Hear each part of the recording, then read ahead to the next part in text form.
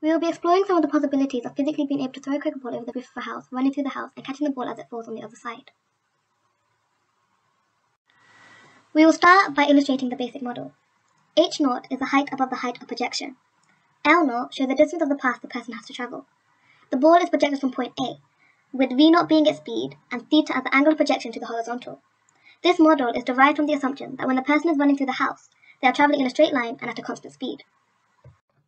We took 4 basic examples, and then we compared the difference in the outputs to see what affected what the most, and to get a general idea if the concept was possible.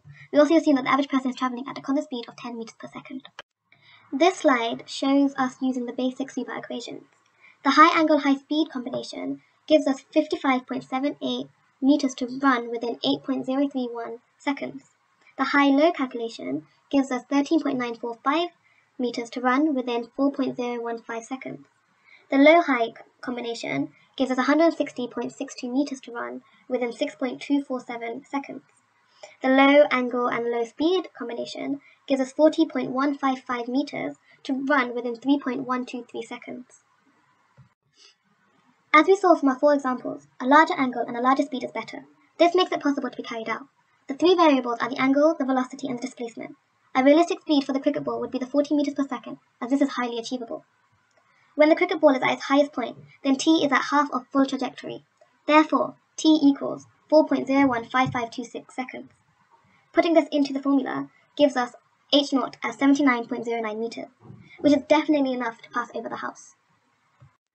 Here is the detailed model. This extends the basic one by considering the following. D0 represents the width of the house, h0 is now the apex of the house, and L0 is the displacement of the ball. The heights of both sides of the house is also considered, shown by W0 and W1. The next few slides show the super equations being used for the detailed model, remembering h0 to be the max height of the ball. The ball also needs to be able to pass over the sides of the house without colliding with it. Taking the first wall, W0, that the ball will come to, the horizontal distance moved by the ball is the displacement of the ball minus the width of the house, divided it all by 2. Rearranging the first equation and substituting it into the second equation calculates W0, shown in green. Also, the same can be done for the second wall, W1, but using displacement plus the width all over 2. W1 is shown in blue.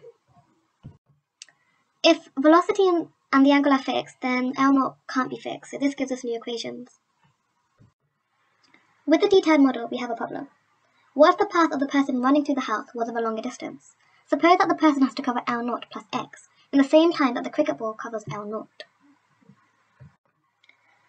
We need to derive a new path where L0 equals mu plus alpha plus beta. L0 plus x meters needs to be covered by the person in the same amount of time. Looking back at the original, with an angle of 80 degrees and a velocity of 40 meters per second, and using the equation v2 equal L0 over t, gives us the velocity that the person is travelling at 6.9459 meters per second, which is possible to do. So for the more detailed model, we need to use L0 plus x instead. Assuming the max speed for a person is 9 meters per second, and using the values 80 degrees as an angle and 40 meters per second as velocity, with time equaling 8.03 seconds and L0 being 55.7831, gives us a distance of 16.4964 meters. This means that the maximum extra distance that can be covered in 8 seconds is 16.496 meters. For this project, we took the circumference average of the ball to be 22.65 centimeters and the mass to be 159.45 grams. Air resistance will slow down the ball, it will reduce the height the ball reaches, and it will reduce the horizontal distance the ball travels. While the ball is in the air, the only forces acting on it are air resistance and gravity. The detailed model uses kinetic energy, potential energy, and work done to find H1. L0 is calculated by integrating and assuming constant is 0.